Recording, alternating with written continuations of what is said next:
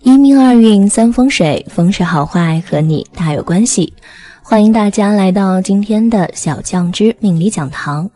今天小酱汁主要给大家讲讲脸上有此特征注定一生穷困。一个人命中有多少财，往往都和很多方面的因素有关，其中和面相便有极大的关系。因此我们可以说，面相往往影响着一个人的运势。那么穷人的面相有哪些特征呢？富人的面相又是什么呢？今天小酱汁就和大家说说。9种贫贱的面相特征。鼻子肉薄。鼻子为面相财帛宫，此宫非常重要，尤其喜欢肉厚不宜薄。在实际预测中发现了大量的穷人之所以穷的原因，都是因为鼻子上的肉薄。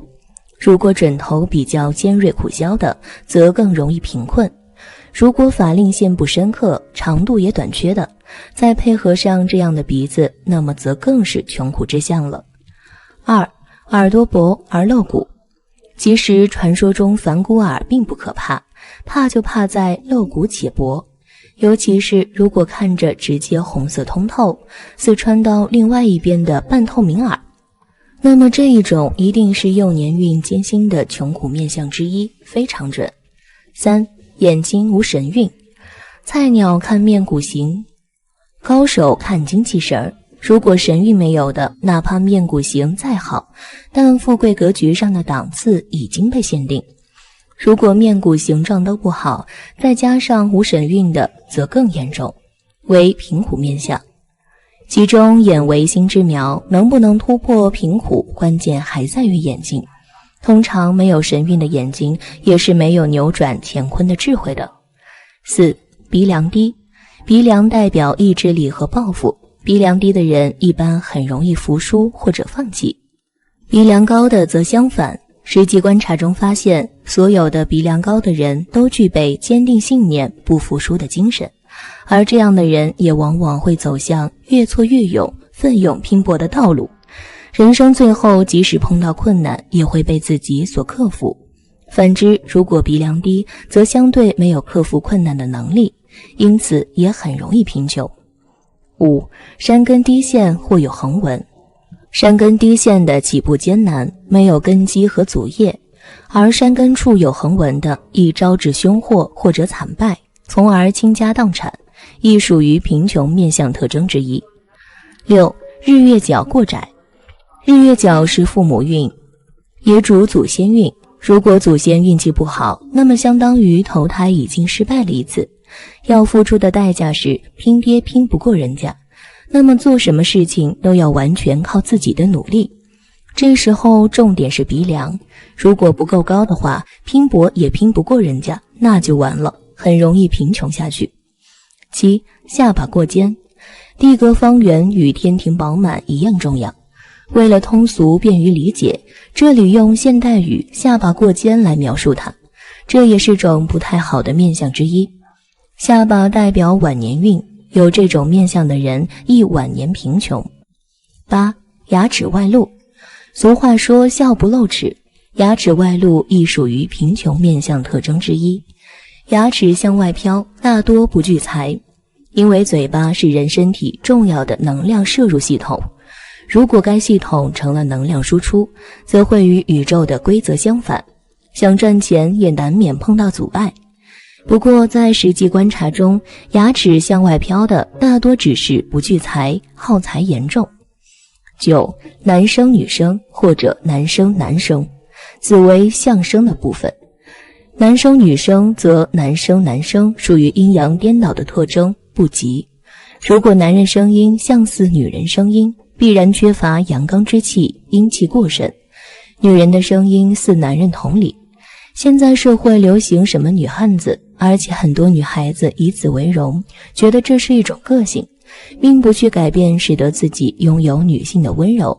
殊不知这是一种破败之相，原因是因为违反了宇宙的阴阳规则。10种富贵的面相特征。耳肉贴面。耳在面相学中代表了福运，若是耳垂有肉并且贴向面部，通常代表了一个人的忠诚度和配合度都很高，是个靠谱的人。而且这种特征也反映了其人对父母孝顺，耳根子软，心有善念，喜欢倾听，并且为人颇为周到。而这种人放在任何岗位上都是不可或缺的人才。若是从商做生意，必能以诚为本，广受赞誉，想不发财都难。2. 眉毛柔顺且清秀。这种人从外表中看起来，往往给人一种很舒服的感觉，让人喜欢亲近，从而给自己增添人气。此特征的人往往具有很好的偏财运，适合经商，容易发财。3. 齿白整齐。嘴相是面相学里很重要的一个表征。一般来说，皓齿如玉是最佳的面相，代表其人作风正派，为人阳光。若放在生意场上，其人必是诚信靠谱，管理能力极强的。这种齿白且整齐的人通常说一不二，信守诺言，对事业忠诚，对伙伴忠诚，必能干成一番大事业，飞黄腾达发大财是必然的。4. 声腔目光。声腔目光指的是一个人声音铿锵有力，目光炯炯有神。拥有这样面相的人，通常在待人接物方面有礼有节，说话做事掷地有声。若是从商的话，一定是诚信正直的生意人。而眼泛真光，声如鸣钟，都会给人一种非常确定的安全感，让与他们一起共事或者合作的伙伴非常的安心，所以一生必能获得名利双收，财帛丰厚。5. 鼻翼丰隆，鼻梁挺拔。男人的鼻子代表其事业财富，女人的鼻子暗示自己的丈夫。因为对于女人来说，嫁个好男人就是一份好的事业。鼻梁代表的是赚钱能力，所以必须挺拔高起。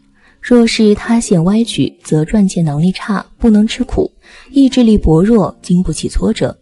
鼻梁挺拔，再配合丰隆的鼻翼，则既能够赚钱，也能够存钱，自然而然的就富贵了。6. 眼睛黑白分明。都说眼睛是心灵的窗口，也就是说，眼睛就是一个人灵魂的窗口，从眼睛可以看见一个人的精神状态。没睡醒时，你看他的眼睛肯定是暗淡无光的。若是一个人随时眼神都是有光亮有神的，则代表精神状态非常的好，有一种打拼的气势在。这种人一般不会服输，聪明有洞察力，喜欢观察身边的事物，善于发现机会。7. 眉棱骨凸起。眉棱骨即是眉眼骨的位置，眉棱骨凸起又有肉包着，属大贵之相，代表此人奋斗心极强，毅力过人，故都能在事业上有一番大成就。白手起家的富商多有此特征。8. 下巴丰满有双下巴。下巴丰满或者轻微有些双下巴的人，相处起来很容易。男性财运旺，不动产多，女性旺夫兴家，德高望重，并且都是晚年幸福快乐的面相。下巴主晚年运，圆厚的下巴上如果有善痣，则晚年安康，子女贤孝。9. 额头饱满方正，光亮。不论男人还是女人，只要是额头饱满方正，就没有穷人。额头代表一个人的智慧和意志力，若是饱满，则事业亨通，求财如意。这类人聪明好学，做事情比较果断，不拖泥带水，智商很高。若是加以努力，事业上面必定会有一番作为。如果再配合颧骨圆润，则很容易得到贵人帮助，财运会自动找上门来。10. 双唇饱满红润。唇色红润有弹性，并且口的轮廓清晰漂亮的人，容易有异性缘，时常会获得异性的青睐，并且具有一定的语言天赋，能够用自己的语言魅力来征服另一半。这种唇相的女性很大可能嫁入豪门，并且恋爱顺利，婚姻美满，属于富贵好命之相。从一个人的面相，往往可以看出是否有财运。不过我们在后天的过程中也要努力上进，否则穷则更穷，富则败光。好了，三风水，风水好坏和你大有关系。欢迎大家来到今天的小酱汁命理讲堂。今天小酱汁主要给大家讲讲男人10大贫贱相，注定一辈子穷困潦倒。每个人都希望自己能够过上富裕的生活，但是并不是所有的人都有这样的机会的。每个人的命运都是不同的，通过一个人的面相，我们就可以了解到未来的命运情况。那么男人的10大贫贱面相有什么特点呢？男人10大富贵相又是什么呢？今天小酱汁就和大家说说。一、男人10大贫贱相。一、身轻体摇，在体相学里，抖腿是非常不好的习惯，会抖掉自己的好运。所谓男抖穷，女抖贱，讲的就是这个道理。不管男人还是女人，无论是站立还是坐卧，身体某个部位老嘚瑟，就是老不能静止，好不容易坐一会儿，腿身子就抖个不停，有多少财富这样给嘚瑟完了。2、瘦而无神，如果一个男人看起来非常瘦弱，甚至达到了骨瘦如柴的程度，而且眼睛没神儿，黑眼珠看起来极为涣散，那么这类男性就是典型的贫贱之相，在日常工作赚钱的时候没有激情与活力，日子过得很贫穷。3、下巴短窄，下巴代表着一个人的晚年运势，可以反映出一个人50岁以后的运程如何。如果一个人的下巴短窄的话，这种人做事儿往往缺乏沉稳，性情急躁，做事儿也是总是虎头蛇尾，缺少坚持和毅力，吃不了苦，遇事儿容易慌乱，也经不起挫折的打击，很难让身边的人信服。事业上也是说得多做得少，行动力比较差，难有什么成就，晚年财富不稳，容易落得个孤独无助的结果。4、鼻子塌陷，鼻子是财根，有个好鼻子，女人可以嫁个好丈夫，男人可以有个体面的事业，就算运气不好也能有好的平台。鼻子扭曲塌陷，山根断裂，鼻尖下垂，都主产业来去如萍，没有办法守护好自己的事业运势。5、弓腰驼背，中国人是十分讲究个人姿态的，所谓站如松，坐如钟，行如风，卧如弓，讲的就是一个人要坐有坐相，站有站相。如果一个人身高而直，昂首挺胸，在体相学里就是贵气。如果本身身体上没有什么疾病，但站立时就探头驼背，视为不吉。特别是男人勾头下看，老是像在地上找东西一样，更为不吉。年纪轻轻早年探头勾头，注定一辈子穷困潦倒。6、两腮无肉，男人如果两腮无肉的话，说明他们各个方面的运势都不是特别如意，难以聚财，没有办法赚到大钱，生活质量很低，在职场中经常会处于卑微的状态，到了中年的时候可能还会彻底失业，家里的经济状况会变得越来越差。7、双眼无神，眼睛为肝气的外柱，可以反映出一个人的性格、脾气和精气神儿。眼睛也是一个人心灵的窗户，可以看出一个人的内心和思想。如果一个人的双目无神的话，看上去整个比较呆滞，好像整天睡不醒的样子，做事儿也很难专心，思路也不够清晰，缺乏判断力和决断，做事业很难坚持，整个人没有什么大的志向，做什么事儿都很难成功，财运也比较差，尤其是到中年的时候会比较辛苦。8、印堂塌陷，印堂塌陷也是典型的贫穷面相之一，但凡是印堂塌陷面相之人，都不会是有钱的富贵人士，只会是一个贫穷无福之人。因为印堂为命宫，关系着命运的吉凶，关系着福气的好坏，关系着财运的情况，而印堂塌陷是不好的面相特征，这样的面相特征的男人注定贫穷。9、眉毛太粗，眉毛太浓太粗并不是好的面相。如果一个男人的眉毛又浓又粗，且眉毛低，有眉压眼的情况，那么这样面相特征的男人，此生只能是一个贫穷的人。10、额头又窄又小，额头与一个人的福气有着紧密的联系。如果一个男人的额头又窄又小，此乃无福的面相特征，也就是说，这样额头面相的男人注定是一个无福无禄的人。另外，额头窄小塌陷也说明一个人的运势坎坷，命运不佳，财运不济，所以他们也会是一个穷人。2. 男人10大富贵相。1. 发质光泽闪耀。俗话说10个光头9个丰富，这并不是字面上说光头就会富贵，而是指男人的发质不需要太过乌黑浓密，但是给人的感觉一定要光泽闪耀。透过发质的好坏能看出这个男人的身体素质，如果杂乱无光泽或地中海的肾脏方面不佳，肾脏不佳的人情欲重，却担当执行力不行。有财也容易因情失财伤身，所以发质有光泽度的男人健康，精力充沛，交际能力也广阔。这样的男人不会错失机会，抓住商机，很容易财运临门，富贵通达。2. 下巴圆润。下巴是人的地库所在，也是一个财宝的仓库。下巴圆润的男人豁达明理，做事不拘小节。奴仆宫在下巴的两旁，面相学中代表着统御能力。下巴圆润，奴仆宫丰满有肉的男人，领导能力非凡，也懂得如何恩威并施，下属自然愿意服从命令。所以这类面相特点的男人，在事业上容易做强做大，事业越大，聚财能力越强。3. 有北斗眉，且眉毛浓密。眉毛浓密主福寿，生命力顽强，志气较高，做事情比较坚定执着，容易成事儿。北斗眉的太多是眉毛宽长，尾头略弯，眉尾下垂，北斗眉也被称为寿星眉。拥有这类眉相的男人，足智多谋，品行端正，深得人心，做事不极端，做事也沉得住气，对事业有理想。加上眉毛没有逆长的话，他们的人缘很好。往往这种面相特征的男人对金钱管理能力较强，而且守财能力也不错，多为高寿之人，能富贵一生。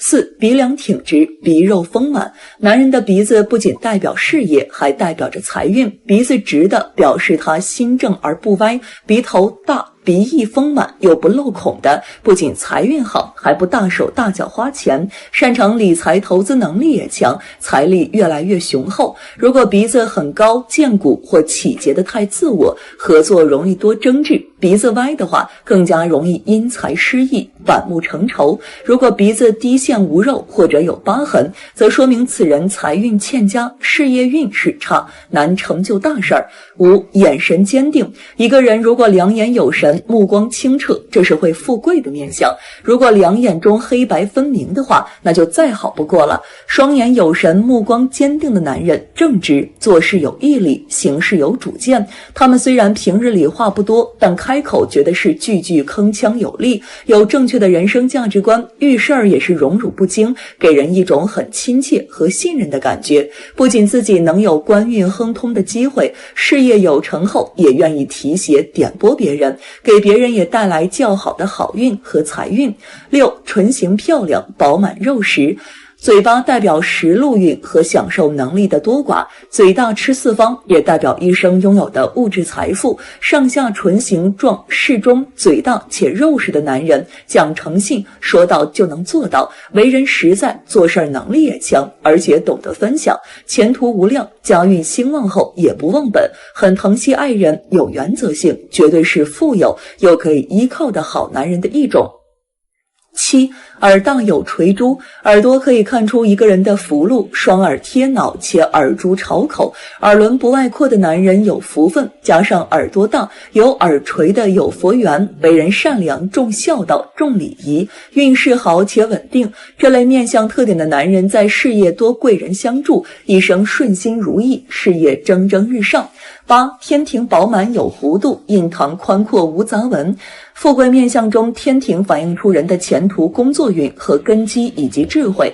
天庭饱满具备的条件是额头光洁无伤疤，没有太多杂乱横纹和坑洞的男人。侧面看要有明显的呈圆润的弧度。印堂代表权力与魄力，印堂开阔的人一生进贵。这类面相组合的男人不仅智商高，情商也很高，敢做敢当，做事大气，有很好的贵人运，事业容易受贵人辅助提携而青云直上，步步高升。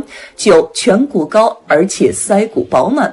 面相学里，颧骨代表的是掌控能力和对权力的欲望大小，但也不代表颧骨越高权力越大，而是要颧骨微微平满有势，或者法令纹比较清晰的是做官的必备面相。如果颧骨塌陷的男人一生难为官，腮骨代表的信义，腮骨饱满，耳后不能见腮，腮骨饱满搭配国字脸面型的人，不仅忠诚度好，重情重义，能得到很多人的拥护和爱戴，有做官的命。10. 天仓无杂纹并且平满。天仓代表着人储蓄能力和赚钱方式，天仓是相学中的专业名称，通俗讲就是太阳穴。男子的太阳穴平满有肉，在心理和生理方面都比较成熟，处事稳重，有着非常稳定的经济基础，大多能够积聚金钱。饱满无杂纹遏制的话，代表着这个男人的财气充裕，不爱投机，喜欢靠自己能力稳扎稳打，没有大的破财危机，自然经济状况理想，早晚能富贵。相反，太阳穴凹陷杂纹多的男人多半是好逸恶劳，喜欢走捷径，偏好赌或投机者，输多赢少的穷苦相。以上就是男人的10种贫贱，10种富贵相，你有哪一种？运3风水，风水好坏和你大有关系。欢迎大家来到今天的小酱汁命理讲堂。今天小酱汁主要给大家讲讲10种劳碌无福的法令纹面相。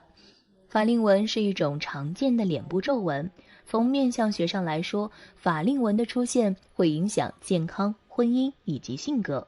生活中每个人法令纹的形状都略有差异，但因此每个人的命运也会有所差异。那从面相角度分析，哪种法令纹面相富贵享福呢？哪种法令纹代表自身运势欠佳呢？小酱汁接下来就给酱友们具体分析一下。1. 富贵享福的法令纹面相。1. 法令纹八字形。法令纹长得像一个大大的八字的人，看起来没有多少野心，对于名利不是很在意，自己的得失成败也并不太看重，一切都是讲究顺其自然，不喜欢去争取，对失去的也不太上心，总是一副很容易满足的样子。不过这种面相的人人际关系很好，不管是哪个年龄段的人都愿意跟他们打交道。其实他们这种心态并不是我们每个人都所拥有的，因为他们总是能够很轻松的状态下就把一些事情给搞定，这可能是一种更高境界的能力，所以他们在事业上发展的也比较好，尤其是在中晚年以后更可以享受荣华富贵。3. 法令纹长过嘴角。法令纹长得特别长，已经长到嘴角下面去了，甚至是涵盖住整个下巴的部分。这种面相的人脾气性格都比较古怪，平常跟人相处的不是很好，有时候会因为自己的脾气而得罪人，自己还不知道。这种面相的人有些自以为是，以自我为中心，常常忽视了别人的好以及一些优点。他们当中有更加过分的就是口舌纷争，总是因为不会说话或者是脾气暴躁而嘴巴不饶人，说了一些伤害别人的话，所以他们平常的敌人多朋友少。不过这种面相的人身体状况很好，是可以长寿的。3. 法令纹深长。法令纹的2道线纹长得很深很明显，而且还比较长的人精力充沛，头脑灵活，遇事冷静，思路清晰，不管在什么情况下遇到问题都可以很冷静地分析，并且做出最正确的判断以及解决方法。他们这种有条不紊的做事风格很招人喜欢，也能够得到领导或者是上司的赞赏。这种面相的人大多在学业上都有所成就，他们好学、勤奋，喜欢钻研，能够成为某一领域的领军人物，受到别人的尊敬。而且随着年龄越大，名利和财富也就会越积越多，一生荣华。4. 法令纹有分叉。在面相学中，如果说法令纹有分叉的现象，那都被说成是金缕纹。所谓的金缕纹当然就是富贵相了，说明此人具有雄才大略，是难能可贵的商业奇才，要么就是政治领袖，不可多得。有这样面相的人气度不凡，精明强干，在生意场上很有一套，也很吃得开，同时他们又具有交际手腕，不管是经营事业还是从政，都是做得风生水起，是别人眼中的精英版，很是让人羡慕。5. 法令纹开阔。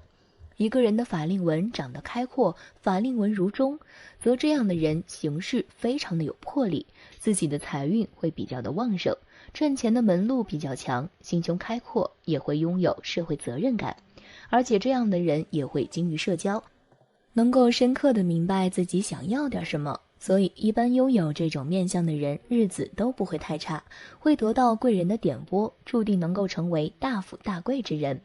2. 比较苦命的法令纹面相。1. 法令纹不明显。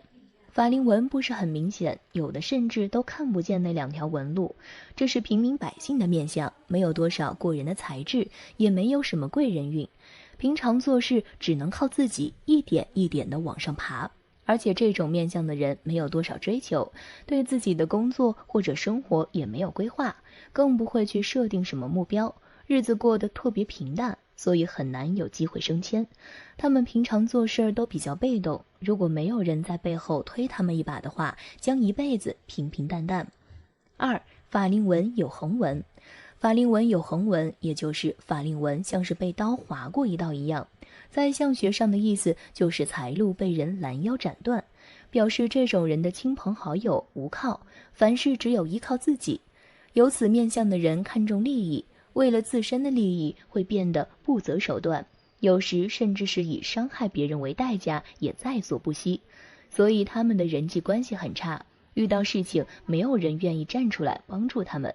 需要提醒一下，就是时刻注意自己身边的小人，因为树敌太多，难免会招来报复。3. 法令纹早现。一般来说，人到中年时期，法令纹才会慢慢变得明显。如果一个人年纪轻轻时，法令纹看上去就非常明显的话，这种人一般出身的家境不是很好，所以需要在很早的时候便进入到社会中去打拼，而且家中也不能给他们提供太多的帮助，凡事都要靠自己去努力争取，所以早年时期比较的吵扰辛苦。而中年时期仍然没有法令纹的话，这种人一般前半生过得比较顺利，但守到中年时难以获得太大的成功和社会地位，后半生过得较为艰难。4. 法令纹短小。如果法令纹长得又短又小的话，这种人一般意志力不够坚定，做事缺乏坚持，喜欢半途而废，没有上进心和责任心，思想和心理方面也比较的幼稚，考虑事情不够成熟，做啥不成，注重安逸和享受，不懂得挣钱，就知道花钱，属于典型的败家子面相。不过这类人的唯一好处就是肉体上或者精神上都比实际年龄年轻10岁以上，如果能落地努力，必可拓展运势。5. 法令纹出现断裂。如果一个人的法令纹从中间出现断裂，分为上下2段的话，这种人父母缘比较浅薄，从小就开始吃很多的苦头，经受很多的困难和挫折，慢慢被生活打击的自信心严重不足，意志力也比较薄弱，性格方面也会变得较为软弱，遇到困难就喜欢逃避和退缩，越来越没有自己的主见和想法，即使是自己白手起家去创业，也是磨难重重，想要获得成功，需要付出比别人多几倍的努力才可。6. 法令纹左右对称。不论是法令纹还是五官，在相学中都以左右对称为佳。如果不到20岁的年轻人长有2侧对称的法令纹的话，这种人一般亲缘淡薄，父母双亲不能在事业方面给予他们帮助，事业方面难以获得成就。若是中年人的法令纹左右2端对称的话，这种人一般工作很有热情和干劲儿，做事认真负责，工作能力出众，老年时事业和财运都能够更上一层楼。而法令纹如果2边长短不一样的话，这种人一生运势起伏比较大，事业和家庭不稳定，一生操劳奔波。7. 法令纹入口。在相学中，我们通常会把法令纹入口称之为腾蛇入口。这种面相的人经常会因为一些大大小小的事情而陷入到焦虑之中，说话容易得罪人，人缘非常差。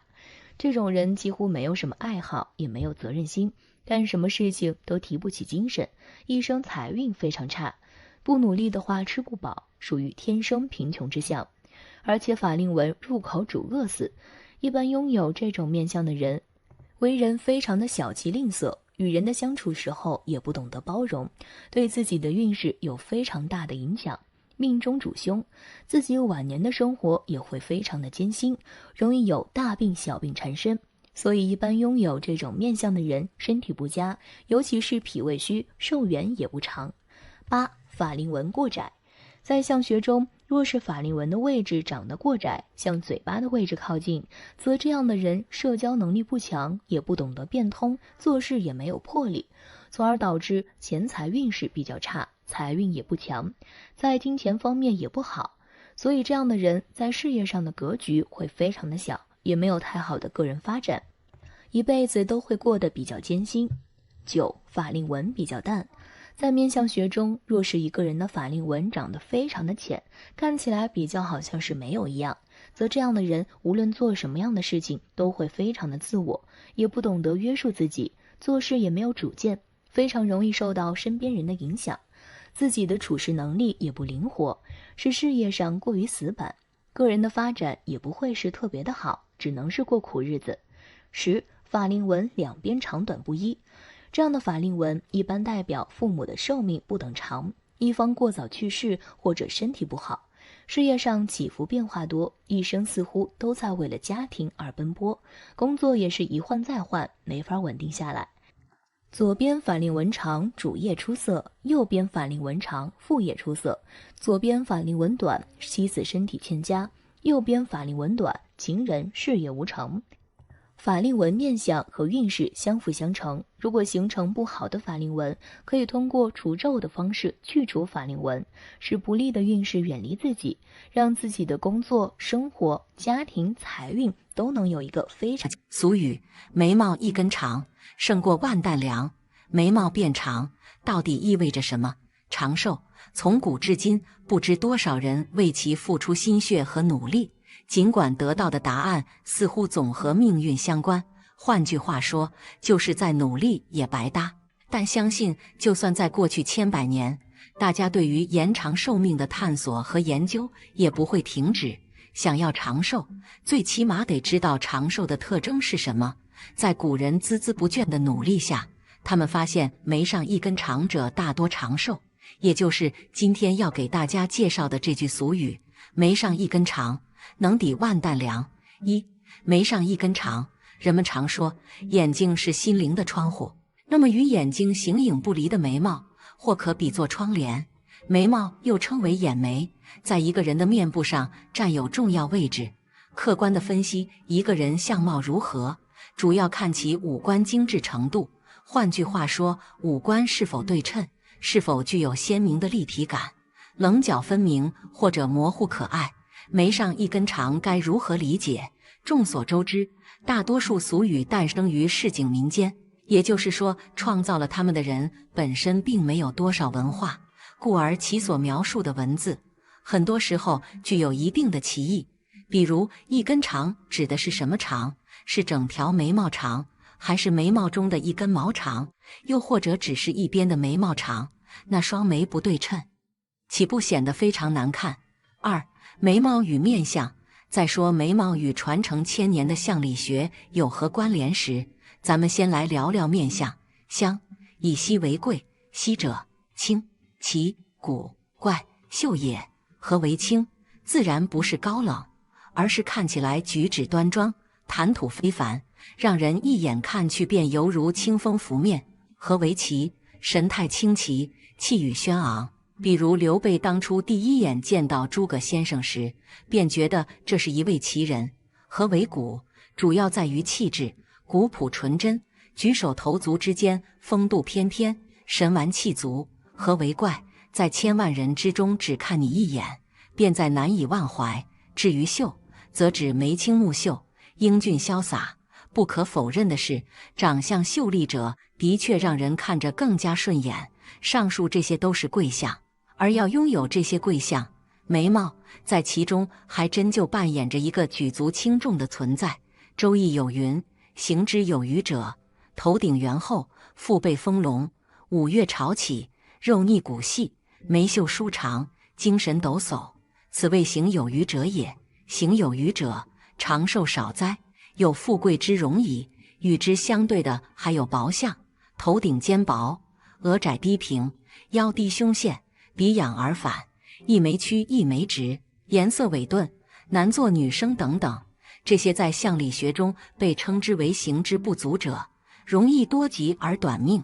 可见眉毛之长短，形状竟关乎寿命。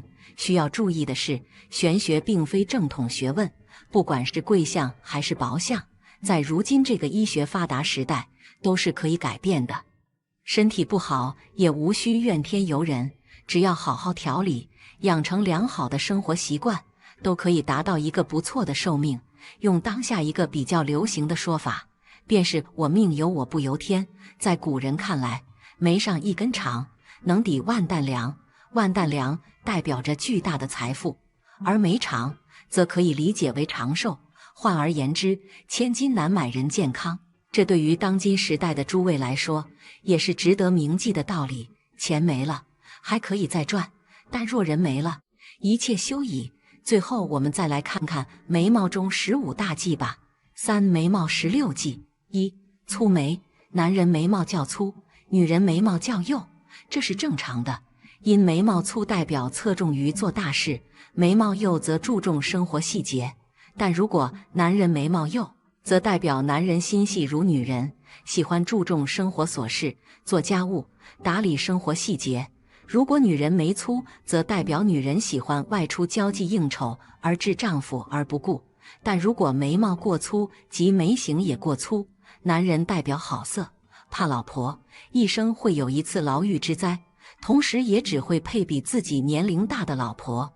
女人眉粗则有男子汉的气概，做事积极主动，有领导才能，婚姻上易嫁少夫。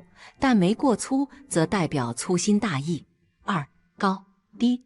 东方人的眉与眼之间的距离一般都比较阔，而西方人的眉眼距离则一般都比较窄。眉眼之间的阔窄是田宅宫，看家庭缘分厚薄的位置。东方人眉眼距离大，代表注重家庭观念；西方人眉眼距离窄，代表家庭观念薄弱。眉高也代表对玄学有感觉，眉低则实事求是，为人比较实际。当然，西方人有眉高的，东方人也有眉低的，看法一样。又眉长得特别高的人，其成就要来得早。相反，眉太低压目，相书上称为鬼眉，主要有偷窥倾向，且其人智力不佳，心胸狭窄，记仇，不是一个好的朋友。3. 散。眉毛散乱，感情就迷乱；眉毛散乱，做事就不稳定，而且早年的运势也不平顺。所谓散是指眉毛稀少。从面相的角度来看，这样的人性情较稳健，知识较丰富，但往往缺少进取心与指导性。4. 乱。眉乱心也乱。乱眉指眉毛长得杂乱无章，并且眉毛不是贴着眉骨而长，这样的人理解能力低，思考能力差，而且这种眉毛的人智力也很一般，所以很难在社会上获得成就。如果眉乱再加上眼睛无神的话，则一生贫困。5. 短。眉短是指眉形比眼睛短，这种人性格急躁，遇事喜欢速战速决，不喜欢拖泥带水。如果眉毛贴眉骨而长且顺而不散乱，则其人判断力强；如果眉毛粗而丰又杂乱无章，则其人性急心乱。有眉短一般兄弟少或与兄弟无缘。6. 素。眉素与眉短不相同，眉短只是整条眉形短，但眉头眉尾完整；眉素则有头无尾，整条眉毛好像被切掉了一段。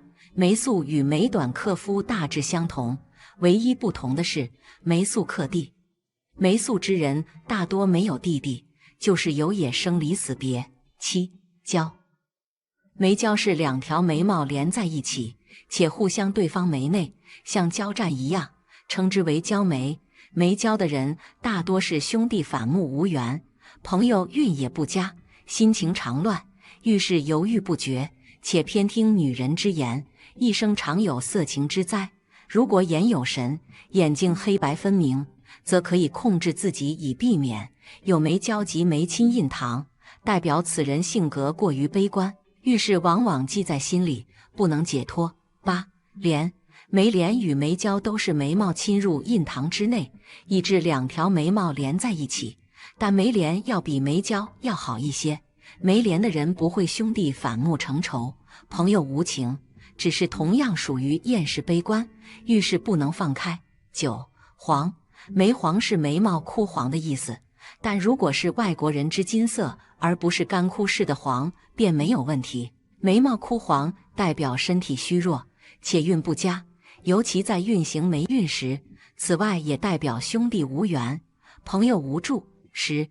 薄，眉薄是眉毛很弱的意思，这种眉形的人兄弟少而缘薄，但其人思想细致聪明，但要注意的是有没有散乱和断眉的情况，如果有的话，可参照眉散乱和断眉的方法判断。11. 破，眉破代表眉毛可能因后天因素引起眉毛受损而出现的眉破情况。眉破代表有一兄弟很早生离死别，也代表手艺断一伤。12. 缺，眉缺的意思是眉毛突然有一部分没了眉毛，缺了一块，意思和眉破相同。13. 断，眉断是指眉毛中段不连在一起，可能是先天生出来就是这样，也有是因后天意外造成的。眉断眉毛破缺的意思一样，子孙较为严重一些，如后天以为引起的眉断，断左眉男性多在1岁、10岁、19岁，如右眉断则多在7岁、16岁、25岁，女性则左右相对调。14. 逆生，眉毛逆生是指眉头部分倒转往印堂方向生长，这种眉毛代表其人不善处理感情。如果只有左边眉毛逆生，代表30岁之前不善出来感情及父死不能送终，右面则代表30岁后不善处理感情及母死不能送终。如果左右眉毛皆逆生，则一生不善处理感情及父母死皆不能送终。15. 竖，眉竖即是眉毛不是贴着肉而生，而是一条一条竖起来，这代表其人思考能力差，每行事冲动，不喜欢以理服人，而喜欢武力解决问题，所以一生常有或是官非。又其人行为粗鲁，不够温柔，不是一个善于体贴爱人的好丈夫、好妻子。好了，今天的分享到这里就结束了。讲讲面相学10种眉毛的运势，看你一生好坏。眉毛是人的面部当中不可缺少的一部分，光是从面相学上来看的话，便可以从眉毛的不同形态分析出不同的个性与运势。眉毛被认为是五官之首，所以被称为兄弟宫或者是保寿宫，会影响到人的运势，隐藏着不少的命理现象。下面我就来具体介绍一下眉毛所包含的不同命运。1. 常见眉毛的特点解析。1. 眉毛长，根据面相上的分析来看，眉毛长的人一般都是非常注重感情的，不管是对待爱人还是对待朋友，都是用情很深，所以人缘好，朋友多，经常会遇到很多的贵人，一生能过上富贵的生活。眉毛长的人还是长寿的征兆，如果有眉尾上扬，则表明有福禄之命。2. 眉毛短，眉毛短的人会有孤僻的个性，个性容易暴躁，目光短浅，也有知心的好友，但是数量上却不多，多半有利益上的考虑，所以真心朋友少，生活容易有波折，缺少贵人的帮助，日子会比较辛苦。他们在个性上做事急躁，喜欢快速做完事情。3. 眉毛浓，从眉形上来看，眉毛长得浓密的人，性格上是粗犷大气的，不会跟人一般计较，也不会去玩弄心机。人际交往中如果有什么问题，会坦然拿出来跟对方讨论商量，不会在背后算计。他们的坦荡心胸赢得了不少的朋友。不过如果眉毛又粗又浓，太杂乱的话，则可能会在中年时期遇到坎坷，需要经历多种努力方可度过。4. 眉毛淡，如果是眉毛淡的话，一般被认为是没有上进心，做事情不能坚持到底，没有领导能力，不容易适应新的环境，但是如果能给他们更多的发展机遇，或者是经历一些挫折，则他们可能会越挫越勇，过上很好的生活。对于眉毛稀疏且颜色比较黄的人来说，生活中自己最重要，对于其他人会比较冷淡，不会有太多的热心，虽然也不会对他人造成伤害。他们知识渊博，不过缺乏进取心，需要有人督促，才会取得一定的成就。5. 眉毛断，如果眉毛不是连接在一起，有断掉的感觉，则表明家庭可能有生离死别，家庭中会有意外发生，可能手部会有折断或受伤。他们不是很重感情，不会付出太多，如果有人想要他们的帮助，他们会考虑是否会顾及到自身的利益。此外，他们还容易情绪化，不懂控制自己的脾气。6. 眉毛竖，眉毛不够服帖，而是竖起来的话，表明这个人做事冲动，不计后果，容易因为鲁莽而生出一些事端。他们没有完整的思考，容易人云亦云。此外，在家庭中不够温柔，对伴侣不够体贴。7. 眉毛低，眉毛长得比较低，也意味着在财运上低一些。他们一生容易受到排挤，性格软弱，容易抑郁。如果能跟性格开朗的人在一起多多相处，则容易改善不佳的命。8. 眉毛高，有的人眉毛距离眼睛的距离较远，也就是比较高，这样的人会对玄妙的东西比较在意，同时能在较早的时候就取得了不小的成就，而且是比较注重家庭，所以他们的名声会非常好。9. 眉尾分叉，眉毛也代表一个人的人际关系，这种情况的人对于他人都不够真诚，爱耍花招，且与他人的沟通不够，所以人缘并不是很好。如果说是人事的话，容易跳槽频繁，影响团队之间关系。10. 眉毛压眼，生有压眼眉毛的人，外表刚毅果决，处理问题能够坚持忍耐，不达目的不罢休，具有男子汉风范，但是内心比较感情世界脆弱，西厢莲玉往往就是此类人了。2. 几种特别眉形的运势。1. 新月眉，通常称眉毛较弯的为新月眉，拥有这种眉形的人，性格柔美，心地善良，人缘好，与家人的关系非常好，感情细腻，考虑周到，所以跟他们相处会非常自在。他们有强大的工作能力，个人的前途一片大好。2. 一字眉，顾名思义，一字眉也就是眉毛的弧度比较小，接近于一条直线。长有这种眉毛的人，个性耿直，没有心机，却又会给人憨厚的感觉。他们重情重义，愿意给朋友帮忙，朋友较多。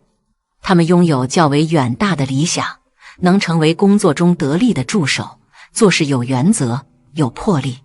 3. 交加眉，什么样的眉毛叫交加眉呢？也就是在眉毛的中间有空白，或者是中间岔开一条眉毛，好像是2条眉毛交叉在一起。长有这种眉毛的人，会有很多奔波与忙碌的时刻，做事情没有主见，生活艰辛。4.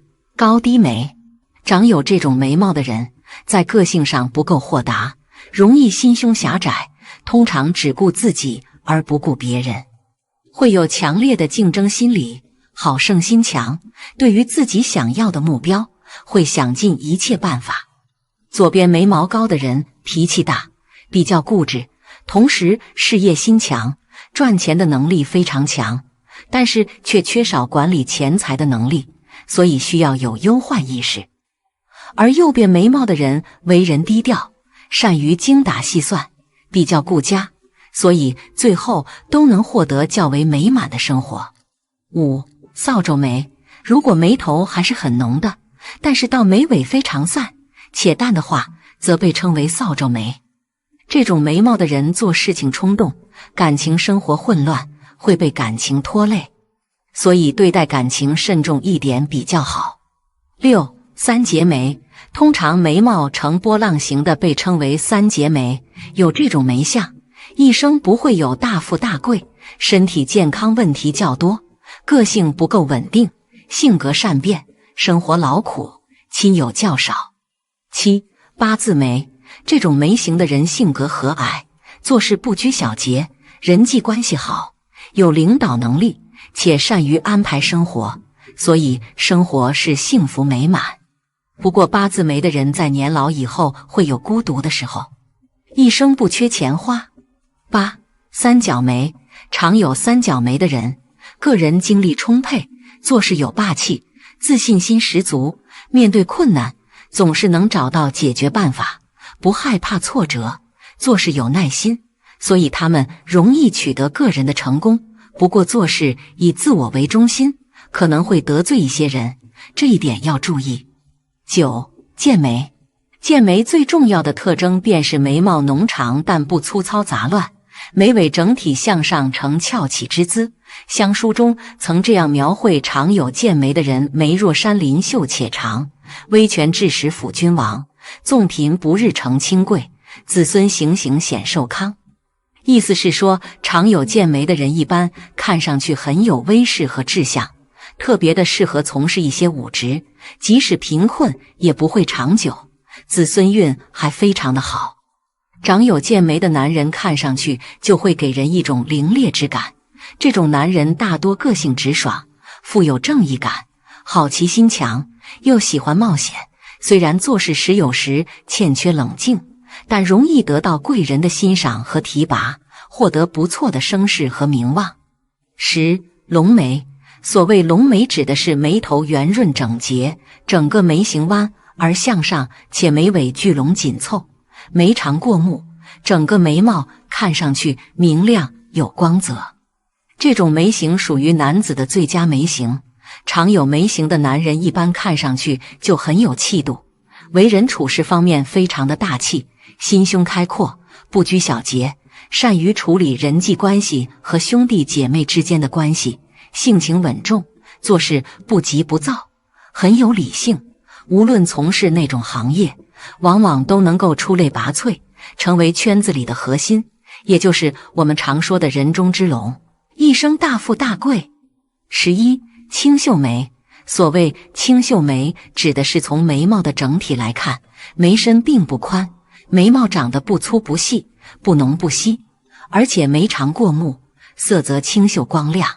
长有这种眉形的男人大多头脑非常的聪明，反应能力非常快，学习能力和领悟能力非常强，属于那种一点就透的类型，而且性格温和，不喜欢乱发脾气，说话做事都特别的有分寸，不会轻易的去得罪他人，人缘特别的好，做起事来认真而负责，个人能力强，还很有耐心，属于智商和情商都比较高的一类人，无论做什么职业都能够游刃有余，做得非常出色。